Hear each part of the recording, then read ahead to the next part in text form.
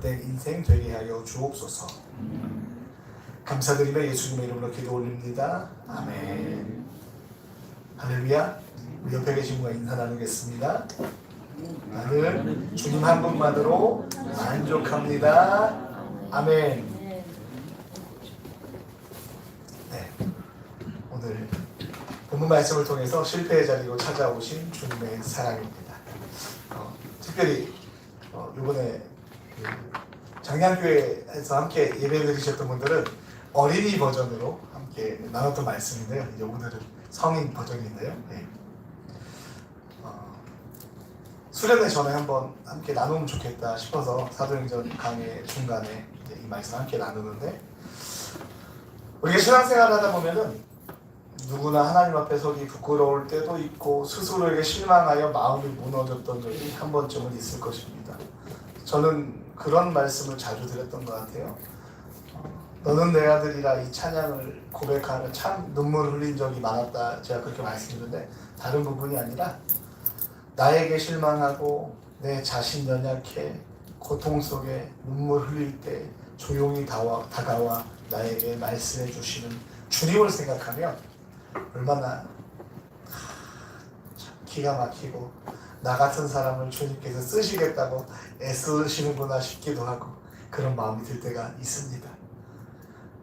여러분들이 이제 내색은 안 하셔도 목사인 제가 그런데 여러분들도 그런 순간들이 있지 않겠습니까? 오늘 본문에 등장하는 베드로는 예수님의 수제자라 자부하지만 주님이 잡히실 때 그분을 모른다고 3번이나 부인했던 사람입니다. 그는 목소리가 크고 열정이 넘치는 사람이었습니다. 모두가 주를 버릴지라도 나는 결코 버리지 않겠나이다 장담했던 그였지만 정작 결정적인 순간에는 예수님을 저주하고 맹세하며 강력하게 부인했습니다.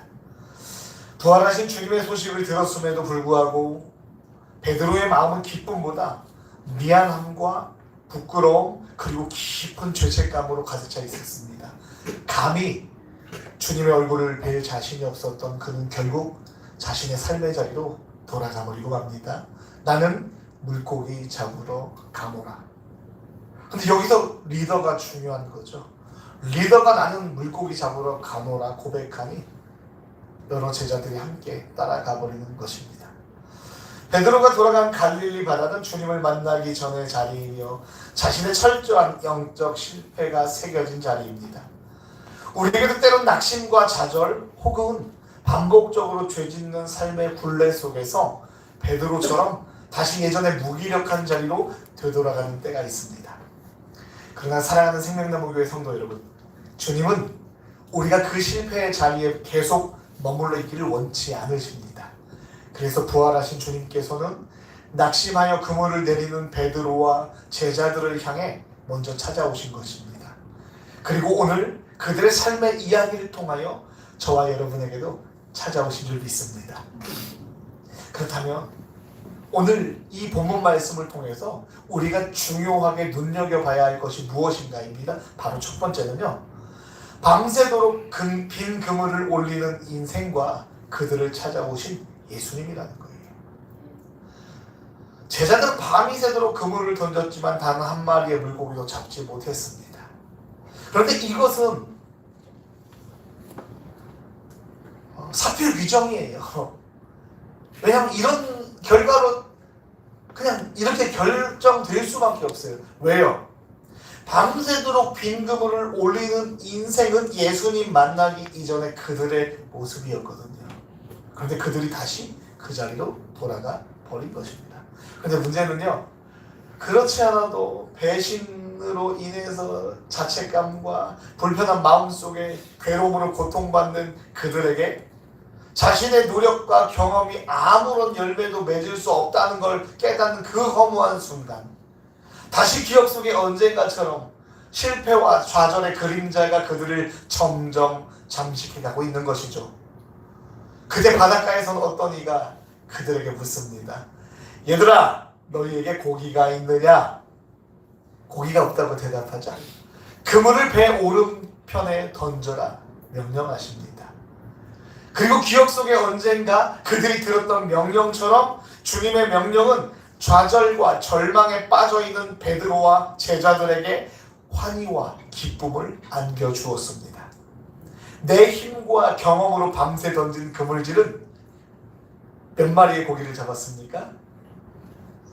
바로 0마리의 빈 그물의 허무함으로 끝났지만 주님의 말씀에 순종해 던진 그물에는 153마리의 큰 물고기라는 감당할 수 없는 풍성함이 채워진 줄 믿습니다. 이런 은혜가 저와 여러분들의 삶 가운데 날마다 일어나길 원합니다. 그때 요한이 외치죠. 주님이시다. 주님이시다. 어디에 마음을 빼앗기고 있었는지 이쯤 되면 베드로도 예수님을 알아볼 법한데 예전에 깊은 곳에 그물을 내리라. 그때 2배에 가득 차도록 그물이 찢어지도록 그렇게 고기가 잡혔었는데 그런데 베드로는 예수님을 알아보지 못했어요. 그러다가 요한이 주님이시다 외치니까 베드로는 그제야 예수님을 알아봅니다. 그 순간 베드로의 머릿속은 수많은 생각으로 만감이 교차했을 거예요. 주님을 향한 죄송스러운 마음과 부끄러운 마음이 밀려왔을 것입니다. 그럼에도 불구하고 그의 마음속 깊은 곳에 주님을 향한 갈망이 되살아난 것입니다. 베드로는 벗고 있다가 급히 겉옷만을 두르고 바로 바다에 뛰어들었습니다.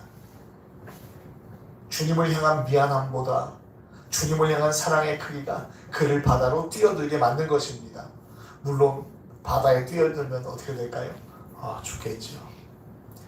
주님께서는 물에 젖어 찾아온 베드로에게 이전의 잘못을 나무라지도 않았고 죄를 추궁하지도 않으셨습니다. 오히려 밤새 추위와 배고픔에 지쳐 떨고 있는 제자들, 특별히 베드로는 지금 물속으로 들어갔다 나왔습니다. 얼마나 춥겠습니까?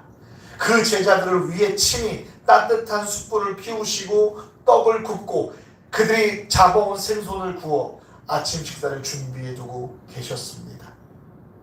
우리가 실패하고 주저앉아 있을 때 주님은 책망의 채찍이 아니라 따뜻한 긍휼의 밥상을 차려놓고 우리를 기다리시는 분인 줄 믿습니다.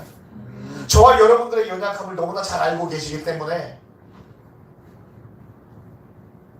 우리를 향해서 그 실패의 자리로 찾아오시는 것입니다. 그런데 우리 스스로 또다시 실패의 자리로 되돌아가서는 안 됩니다. 베드로가 그렇듯 저와 여러분들은 이제 주님이 없이는 안 되는 인생이 되어버렸기 때문입니다.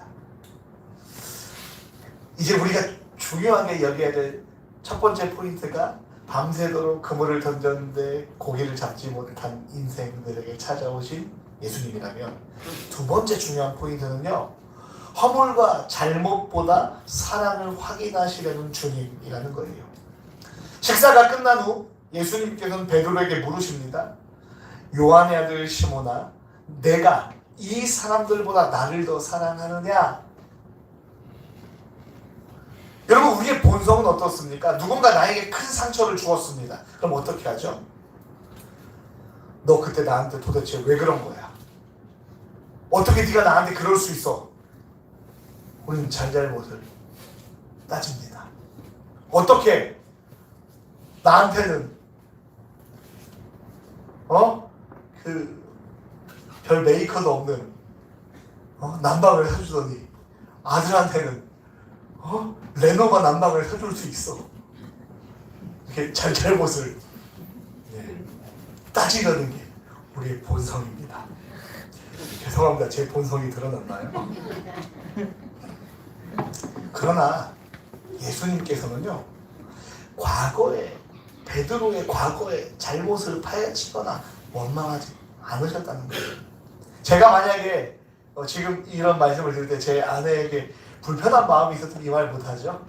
감정이 있으면 말 못하죠. 웃자고 웃으면서 이야기하는 것입니다. 예수님은 절대로 그의 아픔과 그의 상처와 괴로움을 파헤치고자 원망하고자 하신 것이 아니에요. 주님께서 베드로를 뭐라고 부르셨죠? 빨간 글씨로 있는데 저만 있나요? 주님께서 베드로를 뭐라고 부르셨죠? 요한의 아들 시몬아. 여러분 생각해 보세요.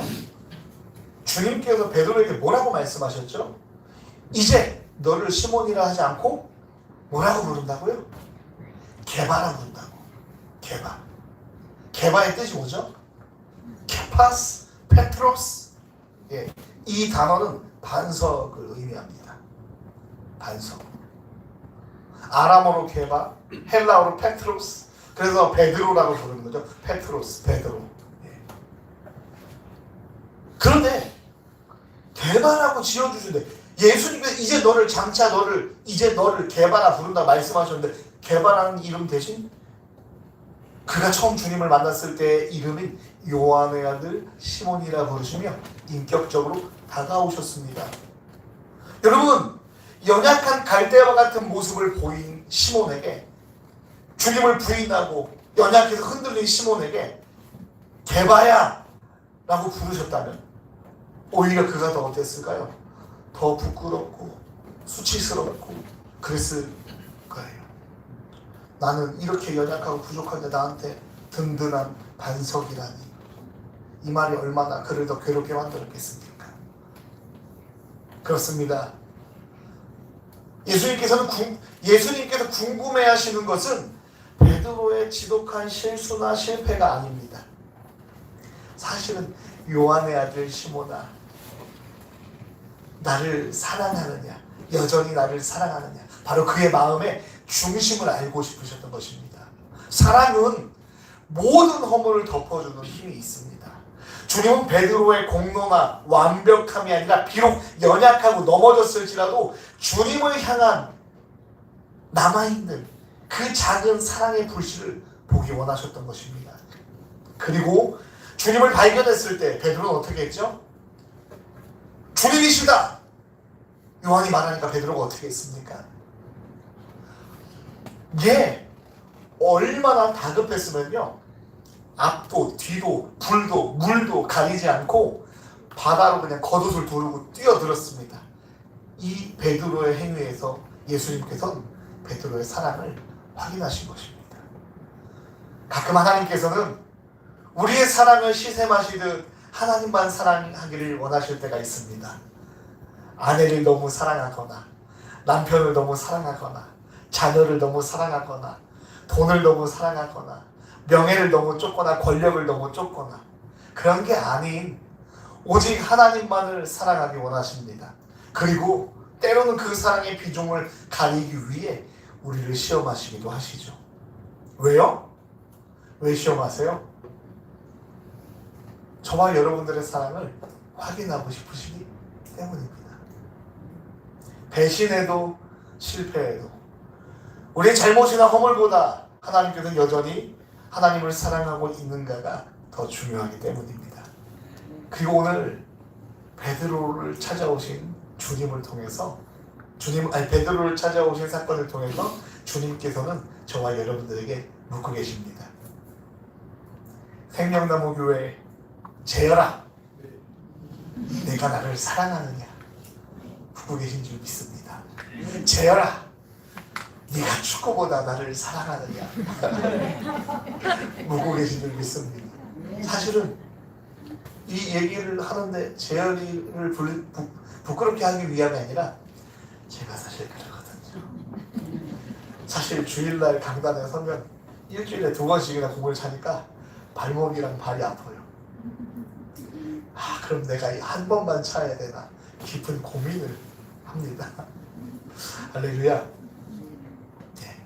저와 여러분들이 사랑하는 그 무엇보다 네가 나를 더 사랑하니? 그럼 저는 살짝 주님께 변명하려고 하죠. 건강을 열심히 찾고 빨리 살을 빼서 건강하게 목회하려고 하는 거예요. 여러분, 그러나 주님께서 오늘 저와 여러분들에게 부르십니다. 네가 정말 나를 사랑하니? 중요한 두 번째 꼭지는 우리가 사랑하는 우리의 사랑을 확인하기 원하십니다. 허물이나 잘못을 들추시려는 게 아니라. 그렇다고 해서 허물과 잘못을 맨날 하라는 얘기는 아니겠죠, 당연히.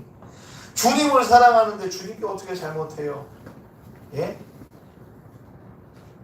저희 아들 전사님이 저녁 어스름하게 저녁밥을 먹고 저녁 때 어느 정도 시간이 되면 사라지십니다.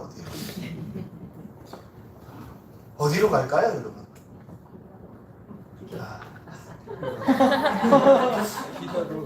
그런 분들 전사님 너무 부끄러워지세요. 그분께 전화드리라. 그분께 전화드리라. 왜요? 잘 보여야 되니까. 사랑하니까. 잘하고 싶은 거죠. 바로 그것이라는 거예요. 주님께서 잘못이나 허물이 아니라 사랑하시는 이유는 정말 사랑의 불꽃이 튀기면 잘못을 안 해요. 실수를 안 해요. 아빠 전화는 수도 없이 부재중 전화가 찍혀 있어도 외면하고 모르고 12시간 이상 지나서 전화 오지만 그분에게는 전화가 오면 즉각적으로 해드리고 카톡을 못 보면 너무 죄스러운 마음을 갖고 있죠. 왜요? 사랑하기 때문에. 이해합니다. 이 애비도 그랬습니다. 세 번째 중요한 포인트는 뭐냐면요, 세 번의 질문의 의미예요. 세 번의 질문은 상처의 치유와 사명의 회복을 위한 질문이었다는 거예요. 그런데 예수님께서 그저 사랑을 확인하려 하셨다면 왜 베드로에게 네가 나를 사랑하느냐 세 번이나 물으셨을까요? 여러분, 부인이 남편에게 여보 나 사랑해? 응. 여보 나 사랑해? 응 사랑한다니까. 여보 나 사랑해? 그럼 야 의심하냐? 예, 이거 자연스러운 거예요. 그러니까 베드로가 이상한 게 아니라 자연스러운 거라고요. 여보 나 사랑해? 쓸데없는 소리 하지 마. 그럼 또 묻는 게 당연하지만 여보 나 사랑해? 사랑해. 그런데 여보 진짜 나 사랑해? 사랑한다니까. 여보 진짜 사랑해? 이러면 이제 부부싸움 나는 거죠. 그죠? 예. 그런 거예요, 여러분. 예수님께서 베드로에게 세 번을 물으셨어요. 그것은 베드로가 주님을 부인했던 순간이 세 번이었기 때문이에요. 주님께서는 베드로의 아픈 기억을 비벼 파헤쳐 수치심을 주기 위해서가 아니라 그가 가진 세 번의 죄책감과 수치심을 세 번의 사랑 고백을 통해 완전히 덮어주시기 위함이에요. 첫 번째 질문을 통해서 주님께서는 베드로의 실수를 용서해 주셨어요. 예수님께서 수단받으시고 죽으실 것을 예고하셨을 때 베드로가 뭐라고 하는지 아십니까? 모두가 다 주님을 버려도 저는 결코 주님을 버리지 않겠습니다. 단언했습니다. 왜? 주님, 저는 주님을 결코 버리지 않겠습니다. 라고 얘기할 수 있잖아요. 근데 베드로가 뭐라고 얘기했어요? 모두가 주님을 버려도 저는. 거기서 모두가 왜 중요하죠? 모두는 누구예요? 다른 사람들. 다른 사람들은 버려도 나는 버리지 않는다. 예, 이런 비교하는 마음들, 이런 마음들이 베드로에게 있었다는 거예요. 그래서 지금 예수님께서 첫 번째 질문에서 다른 질문과 다르게 네가 이 사람들보다 나를 더 사랑하느냐 물으신 거예요. 예수님께서 이렇게 물으신 것은 누구보다 나를 더 사랑하니 비교하시는 게 아니에요. 우리가 잘못 읽으면 이 사람들보다 나를 더 사랑하니 라고 우리는 생각할 수 있다는 것이죠. 하지만 오히려 예수님께서는 이 사람들보다 나를 더 사랑하니를 통해서 다른 사람은 상관없어. 사실 다른 사람은 상관없어. 요즘 성도들이 상처받는 이유들이 무엇인가요? 목사님이, 누가, 장로님이, 집사님이, 권사님이, 아니면 선생님이 이런 말들로 상처받았는데 이런 얘기 하잖아요. 다른 사람은 상관없다는 거예요. 너는 정말 나를 사랑하니 하는 거죠. 그리고 제가 조금 전에 고백했던 것처럼 사랑은 허다한 수많은 허물들을 덮을 수 있다는 거예요. 오직 주님께서는 베드로와의 1대1의 진실한 사랑이 회복되기를 원하시는 질문이었는 줄 믿습니다. 아멘? 이것은 이제 네가 그렇게 누구보다도 내가 주님 앞에 자신이 있습니다. 내가 주님을 절대 버리지 않겠습니다. 라고 비교하고 얘기했던 거 이제 상관없어. 그들도 다 나를 버렸고 배신했고 그들도 다 나를 외면했고 너도 나를 외면했지만 이제 내가 너에게 묻고 싶은 것은 그럼에도 불구하고 그런 연약함에도 불구하고 나를 사랑하니? 라고 묻는 그 진실한 사랑이 회복되기를 원하시는 질문인 줄 믿습니다. 그런데 두 번째 또 모르시잖아요. 두 번째 또 모르세요. 우리 16절 말씀 읽겠습니다. 시작. 내가 나를 사랑하느냐 하시니 내 주님 그러하나이다. 내가 주님을 사랑하는 줄 주님께서 하시나이다. 이르시되 내 양을 치라 하시고. 아멘. 두 번째 질문을 통해서 나는 여전히 너를 사랑해. 이렇게 말씀하시는 거예요. 너는 첫 번째 질문에서 용서하신다는 마음과 사랑의 마음을 보이셨던 것처럼 네가 그렇음에도 불구하고 나는 아직 너를 사랑해. 그래서 너의 사랑을 원해. 라고 말씀하시는 거예요. 나는 여전히 너를 사랑하는데 너도 나를 사랑하니? 물으시는 것입니다. 주님은 여전히 베드로를 향한 주님의 사랑이 변함없음을 확인시켜 주셨습니다.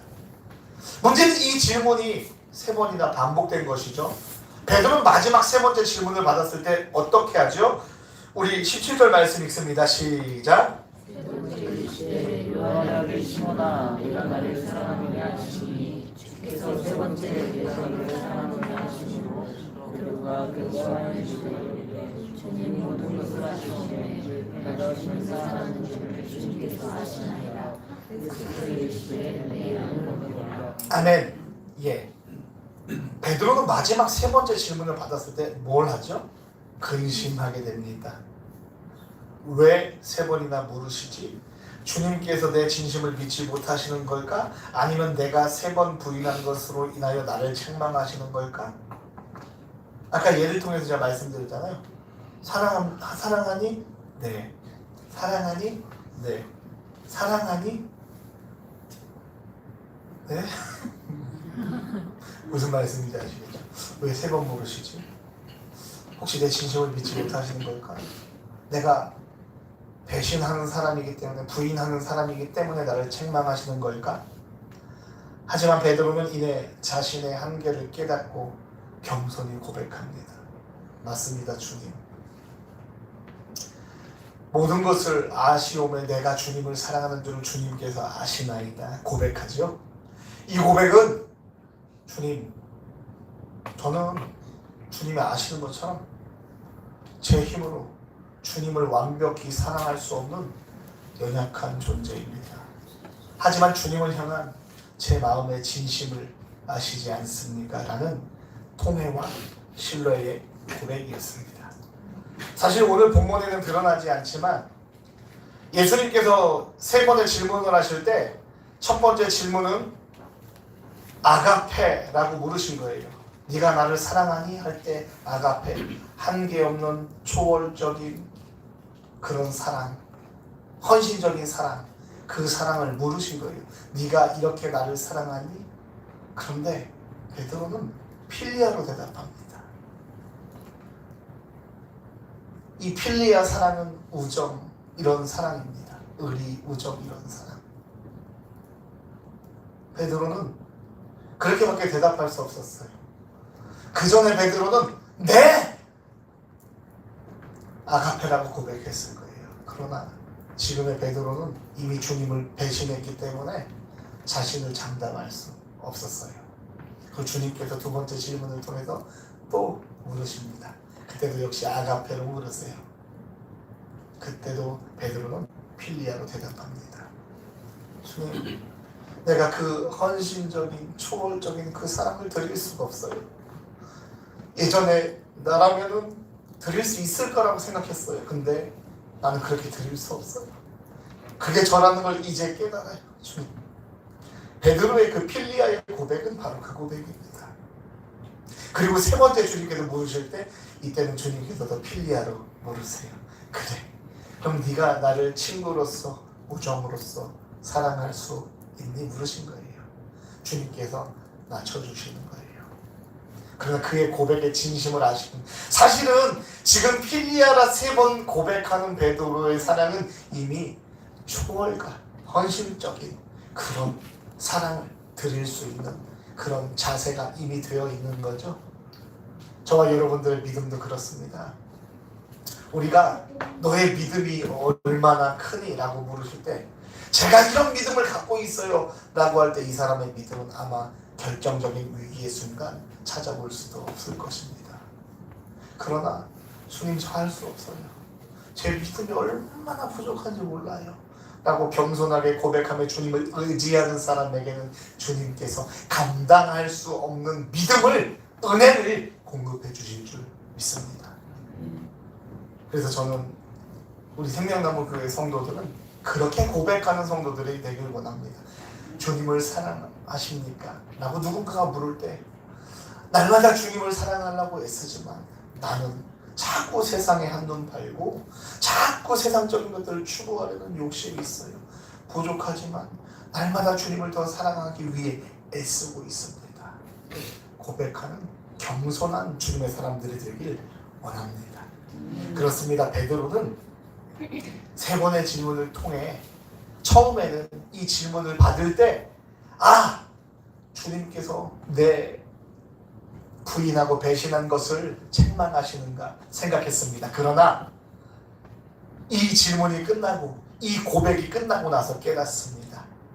나를 회복해 주시는 주님의 은혜였구나. 이미 주님께서는 나의 모든 잘못과 연약함을 용서해 주셨구나. 그리고 여전히 사랑하고 계시구나. 이것을 깨달을 수 있었습니다. 이 세 번의 회복을 통하여 베드로에게 베드로야, 너는 더 이상 실패자가 아니야. 나의 어린 양을 먹여. 너는 여전히 내 귀한 제자요 사명자다 말씀하신 것입니다. 주님은 베드로를 완전한 용서로 안아주셨을 뿐만 아니라 하나님 나라의 위대한 사명자로 다시 세워주셨습니다. 내 양을 치고 내 양을 먹이라. 이제 말씀을 정리해봅니다. 사랑하는 생명나무 교회 성도 여러분, 오늘 부활하신 주님께서는 베드로를 찾아오셨던 그 갈릴리 바닷가처럼 오늘 우리의 삶의 현장과 예배의 현장으로 찾아오신 것입니다. 혹시 저와 여러분들의 마음속에도 베드로처럼 숨기고 싶은 실패의 모습이 있습니까? 실어버린 믿음, 세상과 타협했던 기억들, 기도하지 못했던 시간들, 말씀대로 살지 못했고 사랑하지 못했고 부지불식간에 반복되는 죄악, 또 불순종, 직분자로서 성도로서 부끄러운 삶을 살았던 모습들이 우리의 마음 한구석에 거룩한 부담과 죄책감으로 자리 잡고 있지 않습니까? 주님께서는 오늘 우리를 향해 몽둥이를 들고 훈계하러 오신 것이 아닙니다. 따뜻한 사랑의 눈빛으로 우리의 지친 어깨를 안아주시며 묻고 계십니다. 종호야, 네가 나를 사랑하느냐? 묻고 계십니다. 한번 여러분들의 이름을 넣어서 여러분들의 이름과 직분까지 넣어서 우리 한번 고백해 보겠습니다.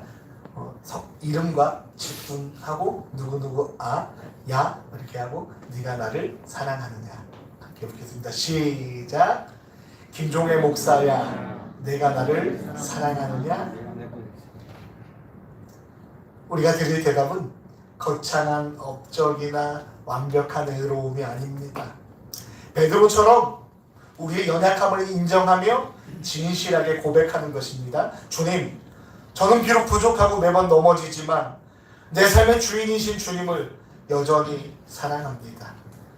주님은 우리의 부족함보다 주님을 향한 그 작은 사랑의 고백을 더 크게 보시고 기뻐하시는 분이십니다. 그 사랑의 고백 위에 주님은 용서의 은혜를 더하시고 다시 일어설 수 있는 용기를 주시며 우리의 가정을, 일터를, 그리고 교회를 섬기기 위한 새로운 사명을 맡겨주십니다. 이제 우리는 내일 전교인 수련회를 떠납니다. 이번 수련회가 단순히 교회 행사가 아니라 갈릴리 바닷가에서 베드로가 주님을 다시 만났던 것처럼 우리 모두가 주님을 새롭게 만나는 은혜의 시간이 되길 원합니다. 혹시 마음이 식어 있었다면 다시 뜨거워지고 죄책감 때문에 멀리 서 있었다면 다시 가까이 나아가고 사명을 잃어버렸다면 다시 하나님의 부르심을 붙드는 귀한 시간이 되기를 원합니다. 주님은 오늘도 우리의 성공한 자리보다 실패의 자리로 먼저 찾아오셨습니다. 그리고 말씀하십니다. 나는 너를 절대로 포기하지 않는다. 오늘 주님의 부드러운 음성에 솔직하게 마음을 열고 사랑을 고백함으로 모든 상처와 죄책감을 털어버리고 다시 일어서는 복된 주님의 백성들이 되시기를 주님의 이름으로 축원합니다. 오늘 다 함께 한 마음으로 합심하여 기도하려고 합니다. 반주 좀 해주시겠어요? 크게 해도 좋고 작게 해도 좋습니다. 각자 드릴 수 있는 사랑으로 주님 앞에 고백하길 원합니다. 우리에게 사랑한다 말씀하시며 너도 나를 사랑하니 물으시는 주님께 마음껏 사랑을 고백하며 미안했다고, 죄송했다고, 순간의 두려움이 나를 망쳤다고, 하지만 주님을 많이 사랑한다고 간절히 고백하며 다 함께 통성으로 기도합니다. 하나님 아버지, 입 얇고 목소리 크고 나서기 좋아하는 아들은 베드로처럼 호기롭게 다짐했다가 세상의 풍랑 앞에 무너지고 주님의 뜻대로 살지 못했음을 고백합니다.